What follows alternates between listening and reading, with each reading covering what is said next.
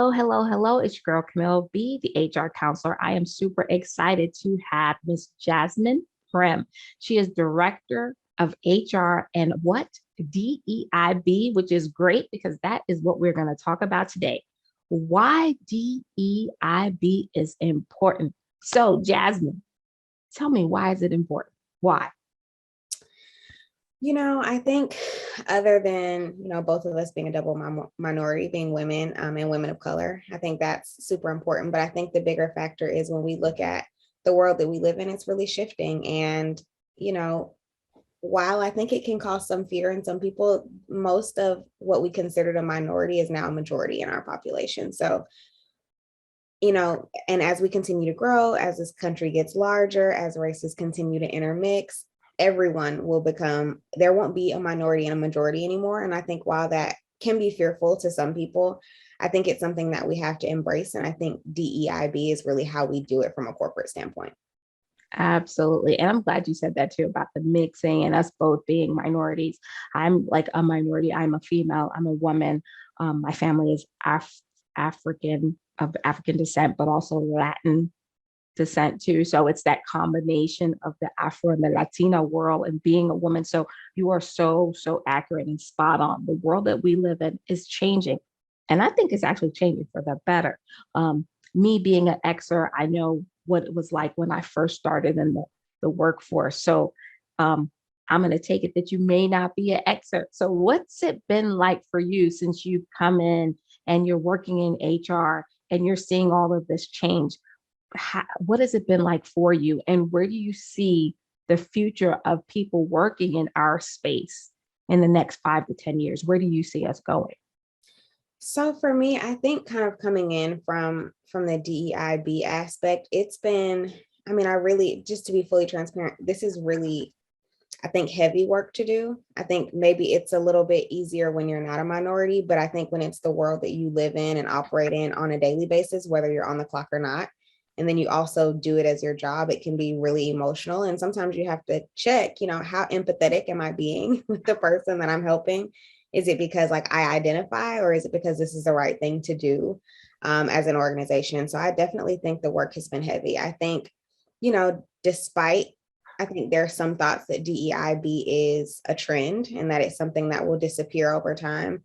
I actually don't think that's the case. I do think that, companies that have embraced it and really brought it into how they live as far as culture and values have seen a big return on investment. And while they're looking at it from a business perspective and not necessarily from an empathy perspective, I don't think that it's going to change. I think that it's something that's kind of always been, it's always been a thing, but I think now there's just a spotlight on it. And what are you doing in your communities? I think especially for companies that are larger and they do take up more space within minority communities, the minorities are really starting to look at these companies like, okay, what are you bringing to the table in terms of how you serve our community? How do you better us as a community? How are you creating opportunities for, my children if I decide to live in this neighborhood? So I think with DEIB growing, there's going to continue to be a large growth in social responsibility as well.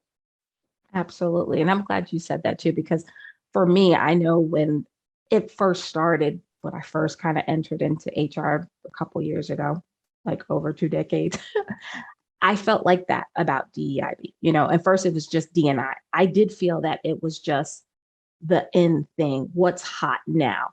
I still, and hopefully you'll be able to change my mind a little bit here when we have this conversation, but I still do feel like we need it, but a lot of people are making it gimmicky. And that's a concern, being a female, being a woman of color, being first generation American and understanding that the world looks at me differently, not because of who I am and what I've done, but because of what I look like aesthetically, right?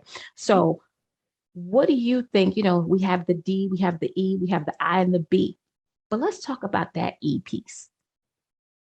As much work that is being done, do you feel like people are really honing in on the E part, which is the equity? Where do you see us standing when you think of that? Absolutely not. I think the E is what's holding us back in most cases. For most organizations, that is the case. I think actually, despite what a lot of people think, I've worked at about 6 orgs in DEIB, and none of them had a problem with diversity. The problem was with equity. They have, when you look at their employee population overall, it's very diverse. You can't be a growing organization and only employ majority employees. But the problem is there's a disparity amongst where those employees sit. So your minority employees, that tend to be your Black, your Hispanic employees tend to sit in an hourly population, whereas your majority employees tend to sit in your salary, mid-level, high-level management roles. And that's where the issue really comes in when we think about equity. But I think it runs a lot deeper than that. I think when you look at the United States, you look at how ingrained inequity is in our systems. It's ingrained in how we educate. It's ingrained in being able to buy homes. It's ingrained in a lot of areas. So, it really is, unfortunately, as a child, it's a luck of a draw. Where did your parents live? How great was your education? How prepared were your parents with financial planning? If you were like me, did you have a single parent who realized, okay, I can't pay for school, so we need to start planning for college in 8th grade, not in 11th grade? It's things to really look at. And a lot of times those resources are not available to minorities. They don't know how to access financial planning in order to achieve education. And I don't think, debt or a loan should prevent you from being able to grow into your full potential as a person. So I think equity really starts with education. And I think it also starts with a lot of these jobs that are entry level. Like, please stop asking people for a college degree to file paperwork. Like, it's really not necessary. Make sure that people can read, right? Make sure that they have, a level of professionalism about themselves, but they don't need a 4-year degree and $100,000 worth of debt in order to file paperwork or be your secretary or, book your calendar or be your assistant or any of those things. And I think equity it's ingrained in so many places, from education to job recs. I mean, it's really ingrained in a lot of places. And I think that's where there is work to be done. Right. And so I'm here with you all day on that, especially with the equity piece. And, you hit on some points with the education and people not understanding, whether you're from a single parent home, or you could have 2 parents and they just do not know, right? Maybe you may be the first child in your family to get a college education. Heck, you could be the first child to even finish high school, depending on the situation. And it's not to just say it happens to minority, but it happens a lot within the minority communities, right? And so the question is, how do we shift that, right? Again, when people are filling up job requisitions and they're saying you have to have a 4-year degree to be an administrative assistant, like, come on, let's be realistic. And not just that, but let's talk even about the compensation that we are offering people for certain jobs. Like, even there's some disparity within that too. Like, depending on where you are or what they feel like, they want to, individuals will want to pay you a certain amount. But then you can have someone that is exactly the same on paper and they may be getting paid more money because of the assumption that they know more. And it is really an assumption a lot of times. And so that's an issue too, where organizations are not paying people correctly. And people are just not having it anymore. Like, they're like, I want to be paid fairly. Now, there's some people who are a little bit out of this world, I would say, when they're asking for this enormous amount of money for a entry level position. Like, that shouldn't happen. But at the same time, we should make sure that we're paying people fairly, I think. So I'm 100% with you on that. Now, what about the inclusion piece? When so we talked about we tapped a little bit on the equity, but what about that inclusion? Because like you said, whether we like it or not, or whether organizations like it or not, they need people to come to work. And so most workplaces have diversity. That's not the issue. But what about the inclusivity? What about the inclusion piece? Excuse me. What about that inclusion piece? Because that means a lot to people. I know it definitely means a lot to me. So what do you think about that? Absolutely. I think when it comes to inclusion, I do think this spark of like employee recognition groups is a beautiful thing across the country, because it does, I think, especially in this interconnected virtual world, if you're starting a new career, if you're starting at a new company, if your company has been remote for 3 years at this point, and you just don't know anyone, none of your old coworkers are here, and you're just trying to get to know new people, because I mean, let's face it, we spend more time at work than we do in our personal lives. It does create a scenario in which you can find more people within your company to relate to and kind of feel like you have a safe space. I think that's a beautiful thing. I also think in terms of inclusion, again, as a country, that's hard for us because we have, systematically isolated races for so long that even when in corporate culture you do create inclusion, we still tend to we really do still tend to break up and segregate ourselves voluntarily. It's not that the opportunities are not there, it's that I'm just more comfortable with my own group of people, and there's nothing wrong with that either. But I do think continuing to encourage people to get to know one another, and making it a social practice and a part of the workday, and not necessarily in addition to work that you're asking people to do, is very important. I think, especially in the virtual world, social culture is very important because otherwise, like, how are you really getting buy-in from your virtual employees? Right. How do they, and I think it's important that we have these conversations. And I love now that we have these ERGs, right? You have these different resource groups that saying, okay, let's get to let's not have these surface conversations anymore, but let's really get to the nitty gritty. And what you find 9 times out of 10 is, yeah, we may all be of different races, come from different backgrounds, but at the end of the day, we all bleed, we all got to sleep, we got to eat. And so there's a lot of commonality among all the different groups, but people don't realize that. Number one, there's a lot of people who've never left their bubble, right? So there's some people that if this is where they grew up, they've never left that. And so shout out to a new generation like my millennials and my Z's who they're traveling like I've never seen people travel before. They going everywhere, like go ahead, kids, go ahead, young folks. I was Like I love so it. blessed. I'm like, where are we going? I'm trying to see Yeah, you're trying to see everybody, and that's a good far, thing. but I want to wave. But I love that. I love the fact that, people they're visiting, they're going to different countries so that they can be immersed in different cultures. And that also allows you to see things from other people's perspective. And it opens up where you're more inclusive as a human being. At least that's the way I feel like. I feel like I grew up I was open to a lot of different things because I come from such a diverse family, and being first generation American, I get it. People are different. Not everyone's from the US. Everyone has different, understandings and different way they do things and the way they were raised, the way they may sound when they speak. So I am accepting of the fact that everyone isn't like me and I'm not like everyone else. But I think organizations need to really have real conversations and be open to the fact that in the beginning, people are going to be a little uncomfortable because most people are uncomfortable with the unknown. But we do need to have these conversations so that people are able to give their point of view, their perspective, and then we may have these aha moments. It's just so important to have these conversations.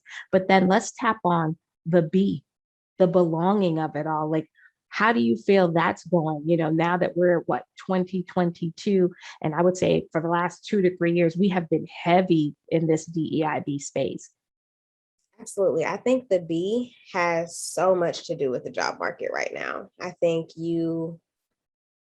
we are really just starting to see how strategic people are with how they choose where they work, based on the interview experience, based on, I think even now, just back to how quickly people can start a job and leave because they're like, I'm not happy. I don't feel like I belong here. This team doesn't work for me.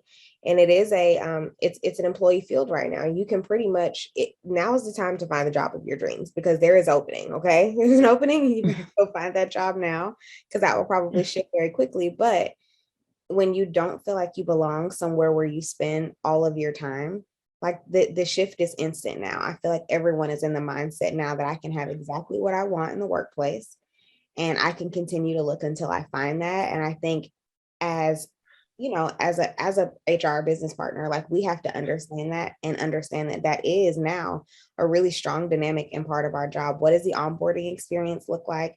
How does the interview process run? Like, how smooth is it? What are our processes? Because gone are the days of I'm gonna interview you this week and then I'll get back to you in 2 weeks. It needs to be like today, tomorrow, Mm-hmm. or your candidate that you love is now gone because they're like, is this really where I want to work? They didn't even value my time enough to like get back to me or give me a deadline. So we're really and truly being held accountable, and belonging starts at the inception of applying for a job and deciding that this is a place that you want to work.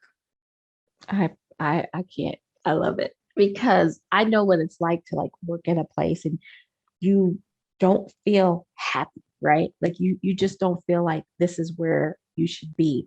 But I know a lot of people like in my age group, people who are Xers and even millennials, and there may be even some Zs, but I can definitely say the boomers and the Xers, we kind of, you didn't go to work to be happy. You Mhm. went to work so you could make your money, so you could pay your bills, and you could be miserable. And that's where I think some of that imposter syndrome came from.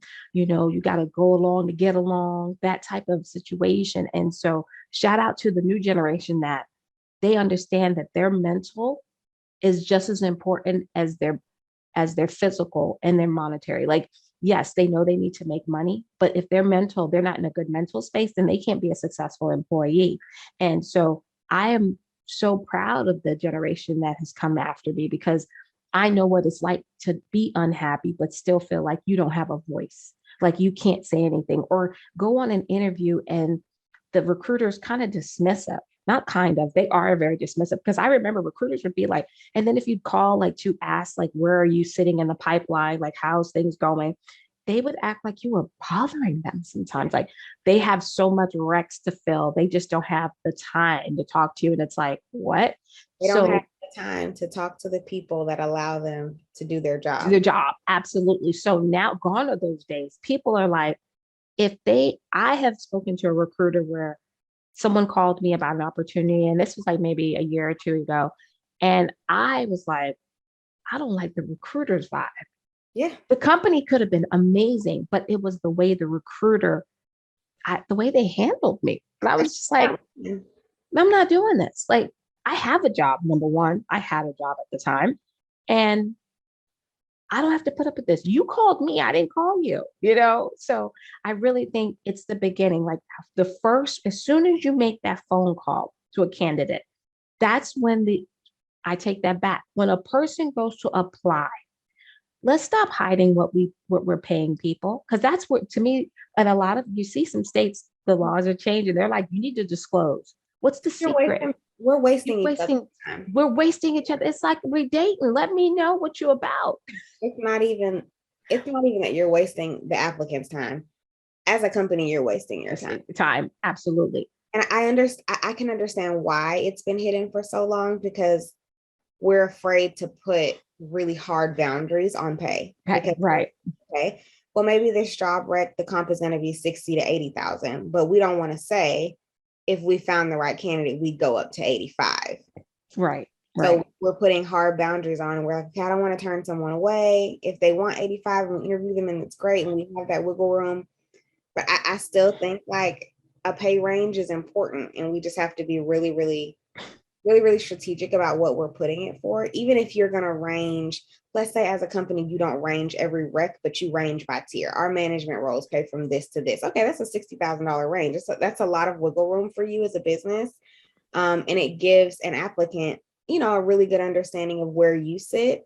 Absolutely. I think it also shows a level of commitment that businesses need to make. And I think not showing the pay, it just shows a lack of commitment to putting a dollar amount on the person whose time you're occupying, because it's a trade. I work, you pay. So Yeah. no one works for fun. Nor do most people don't interview for fun either. So Right. and most people have jobs. So you're asking people to take time out of their day. Normally they have a 9 to 5 job. You're asking them to pause their job, interview, go through 2, sometimes 3 rounds of interview before you're even willing to disclose the pay. You have recruiters that are like, oh, I actually don't know the comp for that job. And I'm like, you do know. Yeah. You just don't know if they're going to pay what I'm asking you for. Right. Um, Absolutely. then you have the batch of recruiters that's offended because you want to know pay in the first interview. Nobody has time to waste. Yeah. I think that it's a great thing to, like, when someone calls me, I'm like, I even say, I don't want to waste your time. Yeah. So what does this look like? Tell me a little bit about the company's background and what comp looks like. We're going to talk about comp in the beginning, and they're like, well, it's a great opportunity. So you say. So Right. you say. It's not great if it doesn't. Yeah, because if you're telling me it's $25,000, no, it's not great, because I can't pay my bills. You know what I mean? So I think that companies should be more transparent.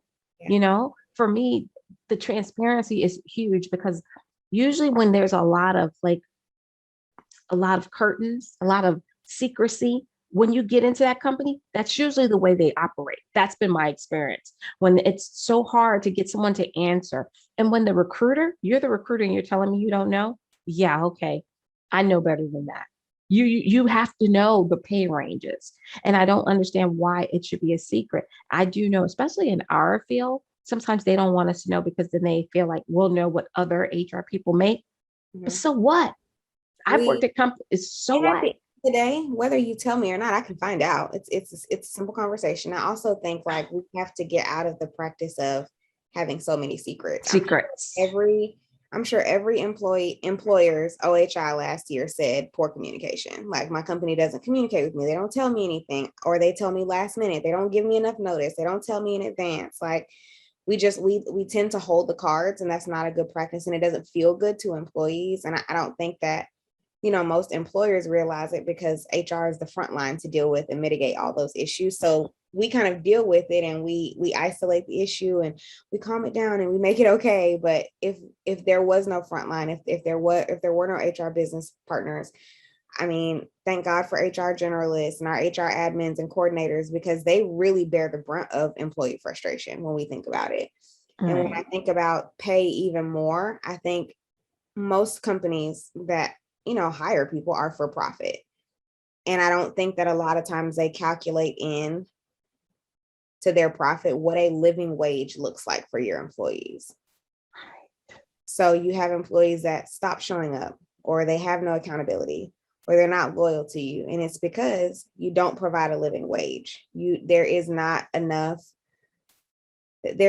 employee buy-in. What's in it for me? I can come here, and I don't think anyone gets up and says, I'm going to go to work today, I'm going to have a bad day. Most people want to have a good day. They want to enjoy their jobs. They want to enjoy what they do because you spend so much time doing it. But when what you do for a living that's supposed to, provide for you and your family doesn't do that, it's really difficult to walk into a space with a positive attitude.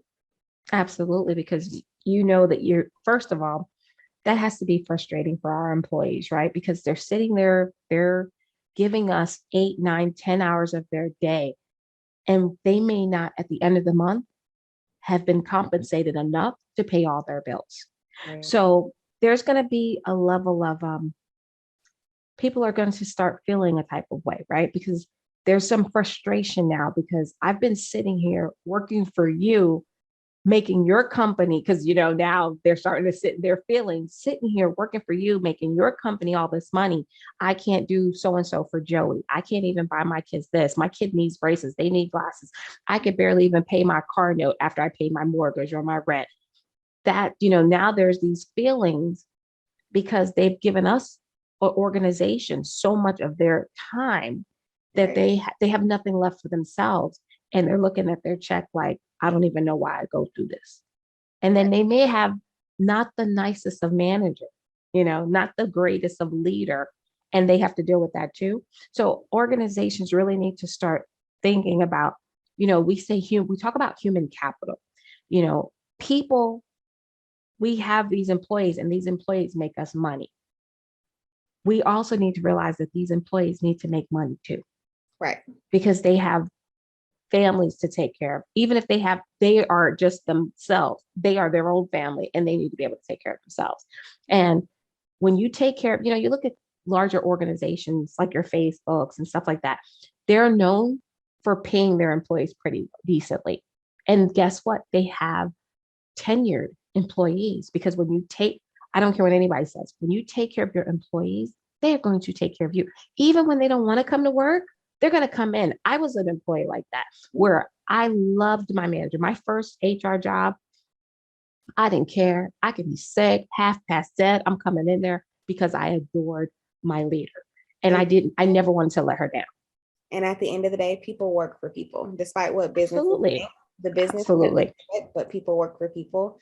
And I Hmm. think just the overwhelming lack of leadership training that happens like in the day to day, like to me, as a business, it is your job to make sure that your leaders are prepared. I don't care what their resume said. Their leadership style at their last employer could be totally different than what your expectations are. And you won't find out about what their leadership style is until you're trying to give them a corrective action. That doesn't make sense. Be proactive. We need to make sure that we are providing the right training to have proactive leaders, because different organizations require different types of leadership. And you have to know that just because someone is a leader doesn't necessarily mean that they can really exemplify the type of leadership that your organization needs. But you can make sure that the expectation is set if you at least provide a little bit of training. Yes.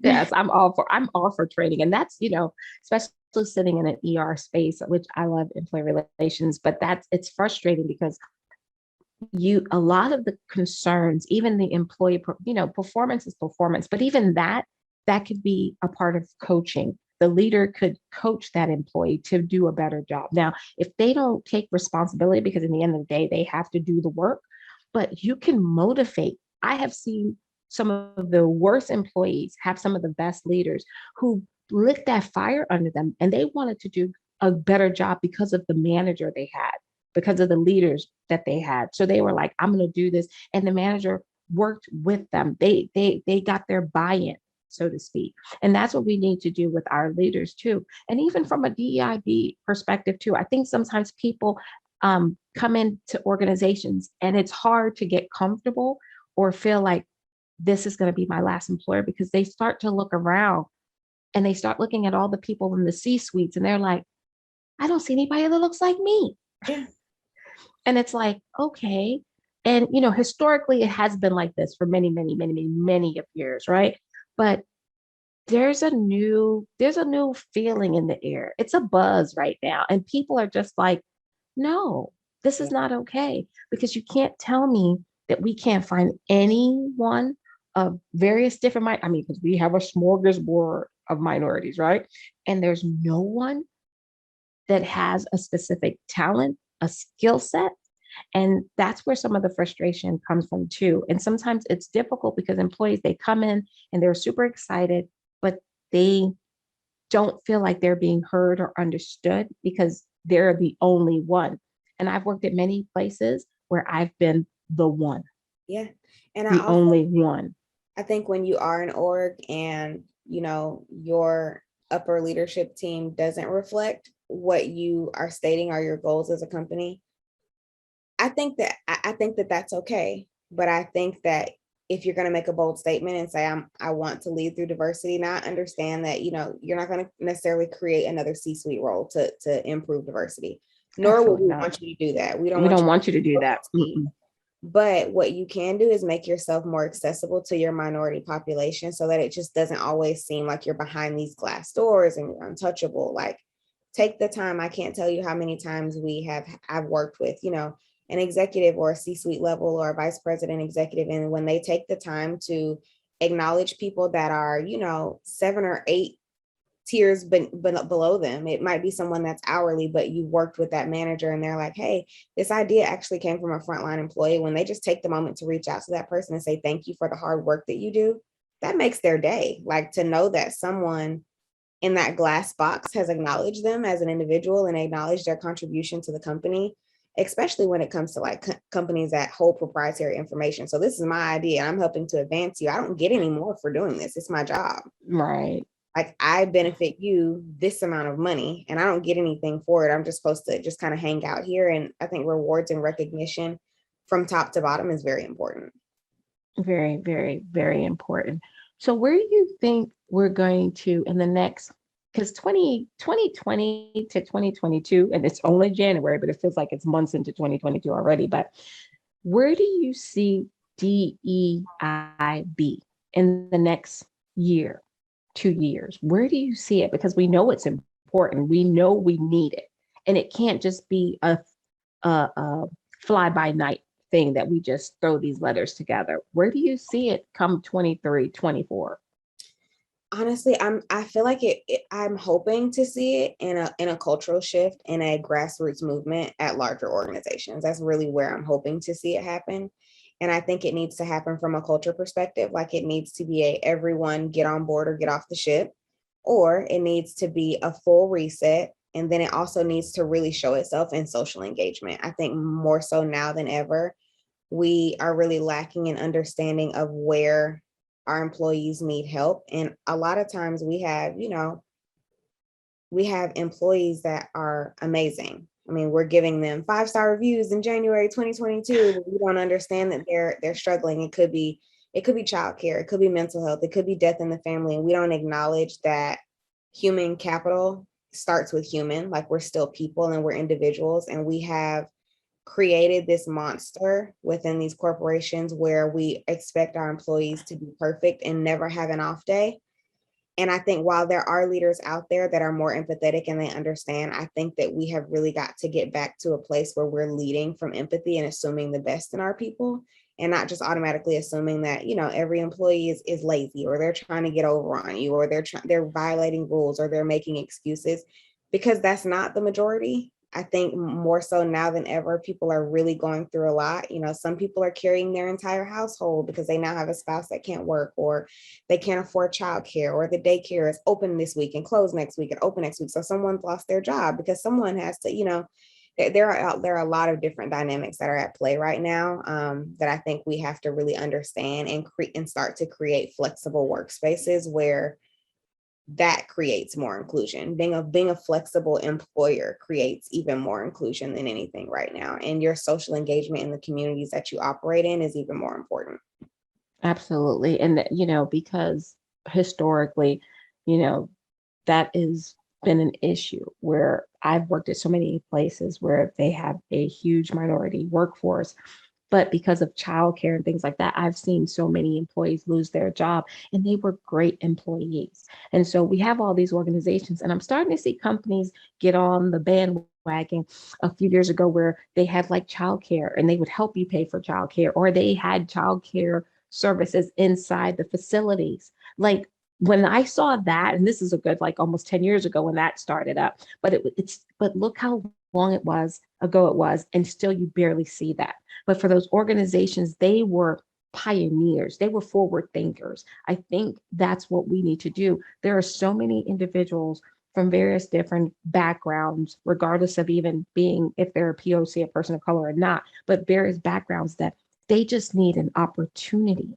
And so when organizations create that space, they create opportunity, and they'll get even more employees that they never knew was out there, because now they're inclusive. And people don't realize we're actually stopping other individuals from, we're not being inclusive because we're just, everything has to be like butts and seats, butts and seats. I am not a fan of COVID. I want her to go home, but I appreciate her because what she did was show the world that we don't need everybody in an office.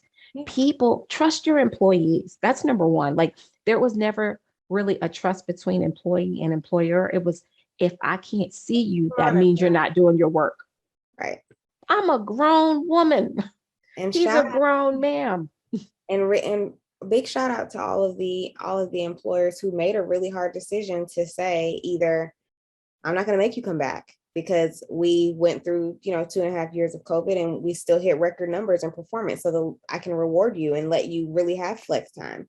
And shout out to the employers who have said, I need you in an office, but I'm willing to create a flexible work schedule for you. Like, how many days do you need to be in? You pick, you tell us what works for you, that are really crowdsourcing their employee populations to ensure they can retain talent, because there are some people who might love where they work, but having to go back to an office is just not an option for them at this point. No. So, I mean, we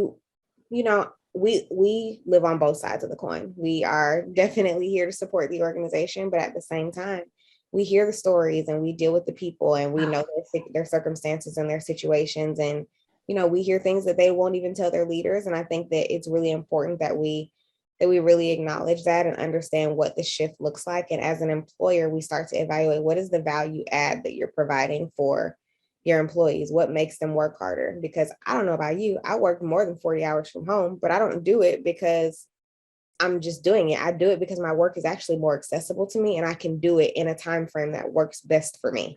Right. Absolutely. I was telling someone I could run upstairs, throw a load of laundry and run back downstairs, or have my headset on, or even carry my laptop upstairs and still be engaged in the conversation. And they don't know. I've been on calls, after 4, I'm starting to get my dinner ready, for my family. I'm cutting onions and peppers, and I'm still engaged. I'm listening. I put my 2 cents in when needed, but I'm still taking care of my job and still being a mom, a wife, doing, doing the things that I love for my family. Everyone doesn't get that opportunity. And what I can say in the last couple of years, I feel like there was a disconnect. Like everyone was like, oh, the employee experience, the employee experience. And it was really a lot of empty words. And I think we're getting back to a space, not because we want to, but our employees are demanding it of us. They're like, excuse me, employer, you're not all that. Yeah. You're not all that in a bag of chips. I can find something closer to home, paying me more money. Da da da da da. They have like this laundry list now, and now people are going into interviews saying, "What have you done for me? What can you do for me?" And it's like now we have to, we have to, we have to have our sales pitch to get them to come to us. But I'm not upset. I think that's the best. Yeah. This shift is what we needed because employers were walking around a little arrogant, to be honest. And They I were think really big. even just on the basic level, most people commute about an hour each way to work. Insane. So you mean to tell me I could have 10 hours of my life back every week? That's going to make me a better employee. Probably going to make me a better parent if I am one, better spouse if I am one. I mean, I have more time for self-care. I'm not getting dinner on the table at 7 or 8 o'clock at night. I'm not creating unhealthy habits for myself. Like I actually have time, and it's I think the time valuation in itself is just phenomenal. Like even in a hybrid model, even if it's that I can cook dinner a little early, or I can actually take my kids to school, or whatever it might be. I can do homework before the sun goes down, Yes. So we can have, whatever. It really is just has created a really good balance that I understand it. For some employers, it can't be daily. That's totally fine. But if you're able to give some of that time back, employees appreciate it for sure. Oh, absolutely. And they let you know. And I mean, there's some employees that's like, if we got to come back, I'm going to have to start looking. Like there's some people that they're like, I can't ever go back in an office again. Like that's the space they're in. If we need to have a meeting, once, it calms down a little bit with COVID, my BFF, they're okay with coming in for a meeting, doing, for a short stint, but they do not want to sit there for all of those hours and be miserable. Now they realize the quality of life they have now is phenomenal. You can't pay them for that. Feels like robbery. Yes. I mean, quality of life is priceless. It's absolutely priceless. And, with the DEIB efforts, like even the work from home has been a huge hit within, people of color, because now a lot of them are able to be at home with their kids and do the things that we need to do as mothers, sisters, daughters, because some of us are taking care of our parents, aging parents, children, taking care of ourselves. There's been such an uptick with, mental health awareness, in especially within, that diversity setting as well. We're seeing an uptick with that too. So we just have to keep these conversations going, Jasmine. I mean, we really, really do, because there is a shift going on, and I'm here for it all day long. I'm here for it. Absolutely. Absolutely. I mean, this has been an amazing conversation. I thank you so much for taking the time out of your busy schedule. And you can tell you are passionate about DEIB. So let's say someone, they see this and they want to get a hold of you. How can they reach you, Jasmine? Let's see, the best way to reach me, you all can feel free to shoot me an email. My personal email for sure is jasminebprimm, and it's at Gmail. So feel free to shoot me an email if you have questions, whether it's about the industry, if you're dealing with an issue at work and you just want to talk about it and you don't want to talk to someone in HR at your current job. I'm happy to have those conversations with you, and happy to just have an open forum. And thank you so much, Camille. You are so welcome. Again, thank you so much. You guys, it's your girl, Camille B, the HR counselor. Don't forget to like the video and subscribe. Until next time.